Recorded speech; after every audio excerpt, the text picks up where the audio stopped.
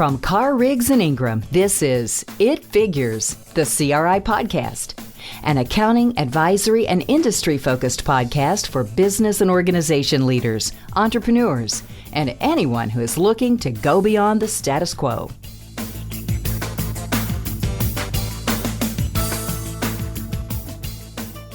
Hello and welcome. Glad you could join us today. My name is Alan Jowers. I am a partner in the Destin, Florida office of Carr, Riggs, and Ingram. And with me today is Heather Jordan. Heather, why don't you introduce yourself? Hi, everyone. My name is Heather Jordan. I'm also a partner. I'm in the Niceville, Florida office of Carr, Riggs, and Ingram. And Heather and I have been assigned to a firm-wide task force on the CARES Act, which was passed by the Senate, U.S. Senate, in response to the coronavirus epidemic that has happened. And we've kind of lived and breathed PPP and idle loans and all these things that you've heard about relating to the CARES Act for the past 3 or 4 weeks now. We've been holding daily briefings amongst our task force and trying to keep our people internally informed, and then also trying to help our clients through things such as this podcast, and also some quick hits webinars and articles on our website and things like that. So we've been involved with PPP now since its inception and have really dived into the details. And what we want to cover today in a little bit more in-depth format is the PPP program, the Paycheck Protection Program, and specifically the forgiveness piece of that. So we've been through a process now where a lot of people have these loans. They've been funded or they've been approved by the SBA through their bank. And now they're looking at exactly what needs to happen from a forgiveness standpoint, because the PPP loans come with a level of forgiveness. So if you spend the money from the loans on items that the federal government has made available to you, then those amounts can be forgiven and the loan does not have to be repaid. So Heather, talk real briefly about the different types of expenses that can be included in the forgiveness amounts relating to PPP. The first main expense that the point of this money is supposed to cover are your payroll costs. And payroll costs are your salary, wages, commissions, or other compensation that are paid to your employees.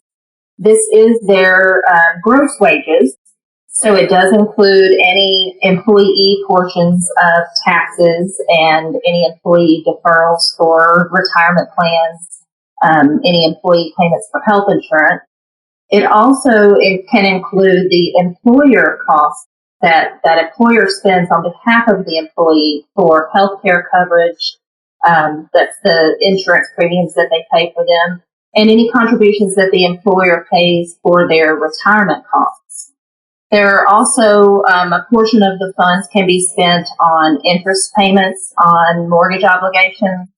It can be spent on rent costs. It can be spent on utilities, and that includes electricity, gas, water, phone, internet.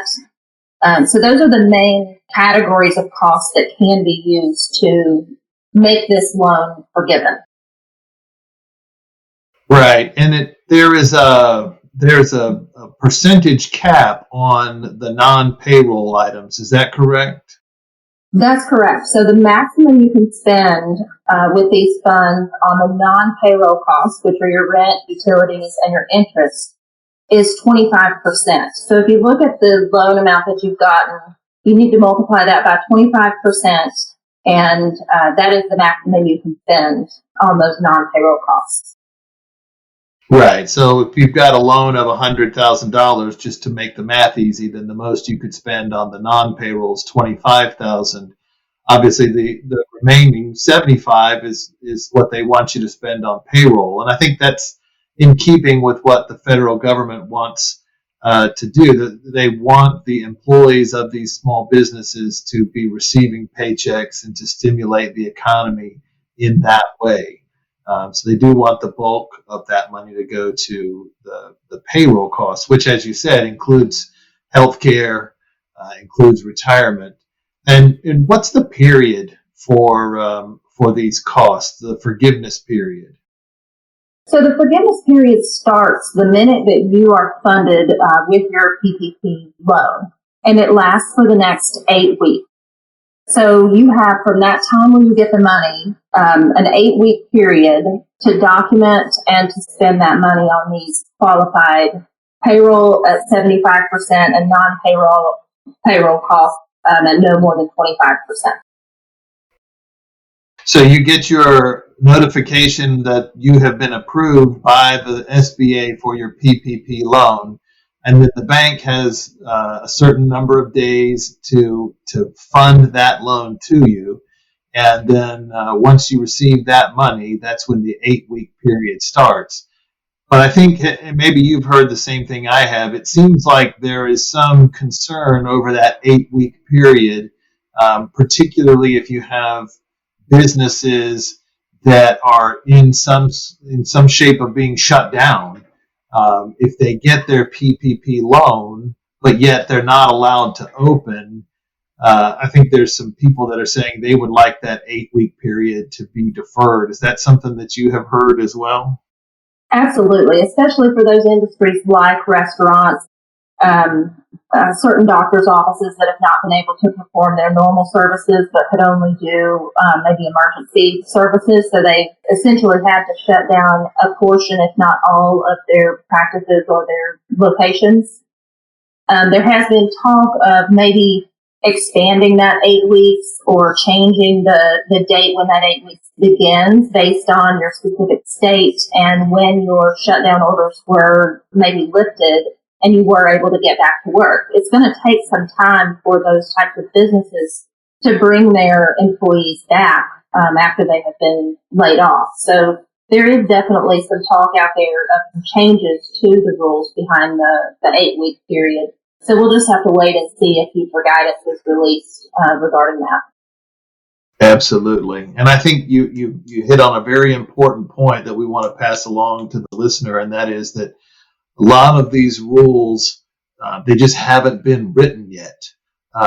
This was a program that came on very quickly, and I think the Treasury Department in Washington rightly focused on getting the money out as quickly as they could and writing the rules relating to the application process.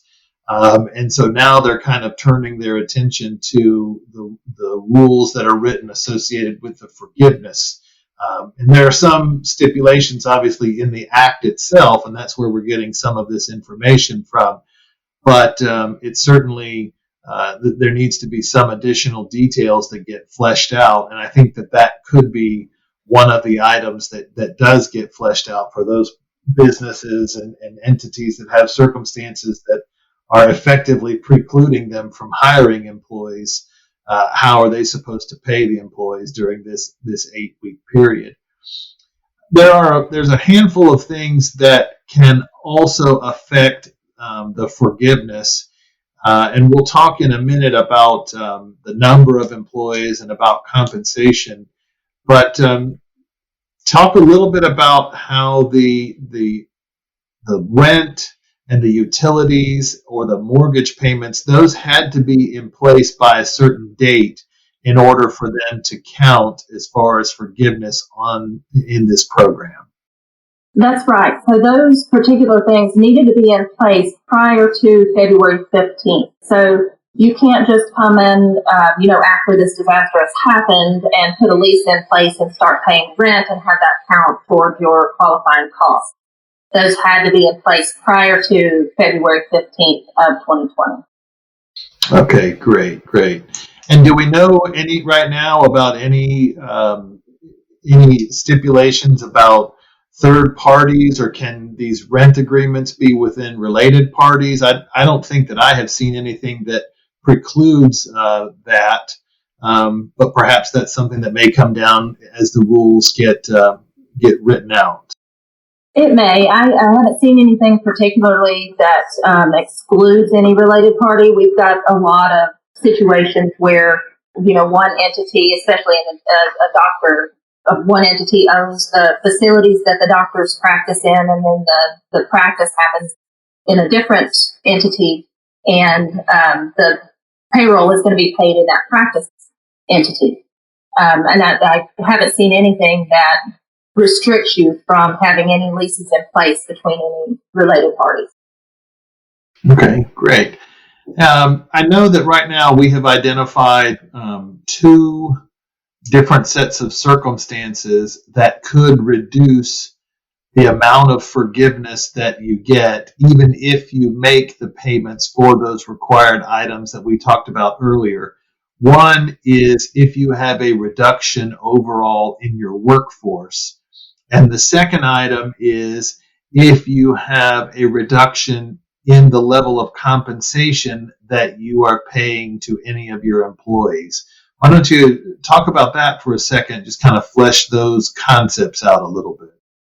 Sure. So the first one, the reduction in number of employees, is called the full-time equivalent employee test. And so what it does is it looks at a comparison period.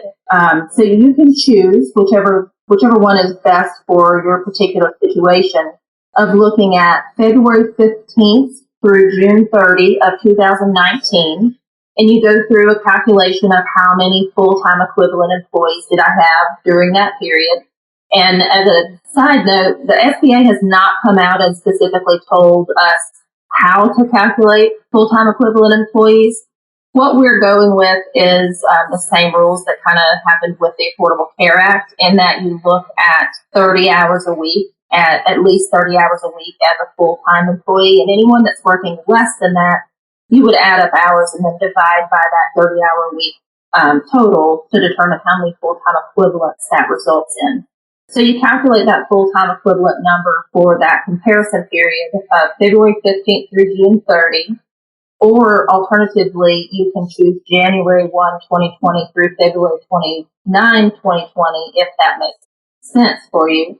And then you compare them to the number of full-time equivalents that you have over that 8-week period when you're using your PPP money. And if that number of employees has reduced, then there's a ratio calculation that you have to do that will negatively affect your forgivable portion of the loan. The second reduction is the reduction in compensation. So your loan forgiveness can be reduced if any employee's total pay is reduced more than 25% from the total in the most recent full quarter they worked. So if you were paying someone a certain amount of money and maybe you reduced their hours, and now they're making less than 75% of what they were making before, if it goes down more than 25%, then that amount of reduction that's greater than 25% is going to be directly subtracted from your forgivable portion of your loan. And so really what the federal government is saying is we want you to pay the same number of employees you were paying prior to the coronavirus, and we would like you to pay them not much less than what they were making prior to the coronavirus. That's exactly right. And there is a stipulation that if your workforce has been reduced basically in March and April, but yet you get your workforce back up to full strength by the end of June, then you should be okay. Is that correct?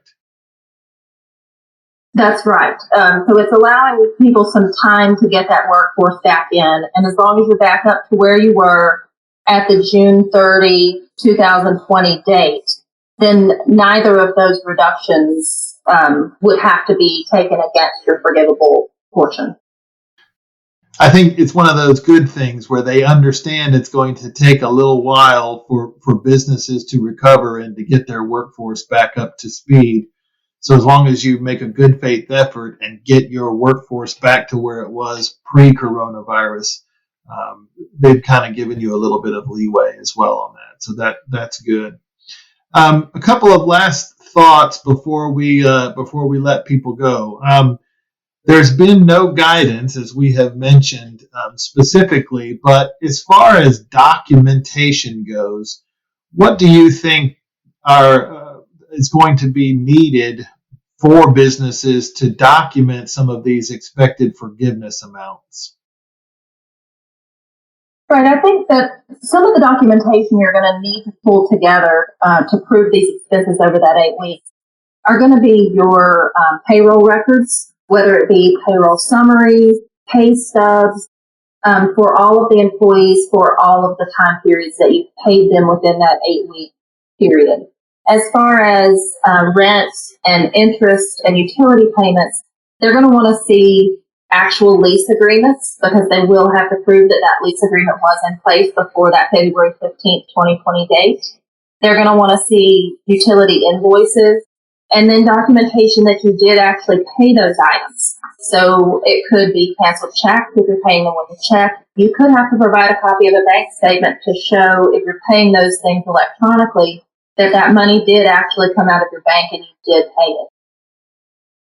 And likely you might have to provide some sort of payroll tax returns, like your 941 tax returns, or as it relates to your health care benefits or retirement benefits, probably same sort of stuff, invoices, copies of checks, perhaps bank statements and things like that.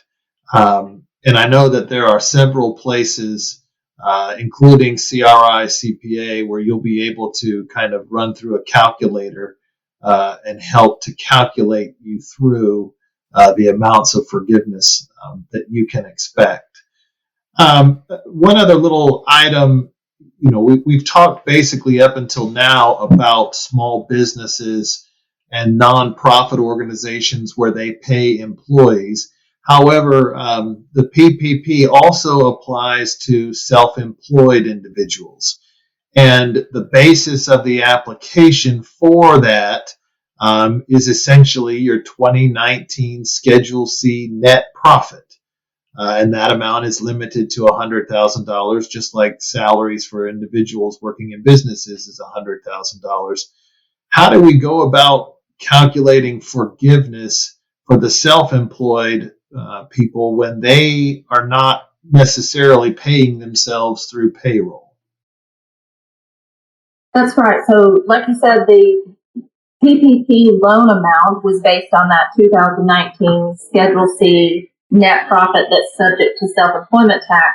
The forgivable portion is going to be directly calculated based on that 2019 Schedule C as well. So what it's going to do is look at that bottom line, and that's going to be a year's worth of self-employment income. It's going to take that, divide it by 52 weeks, multiply it by 8 weeks, and that's going to be the portion of your loan that's forgivable based on payroll costs. You still can use funds for rent if maybe you have a warehouse that you store your goods if you're a Schedule C retailer.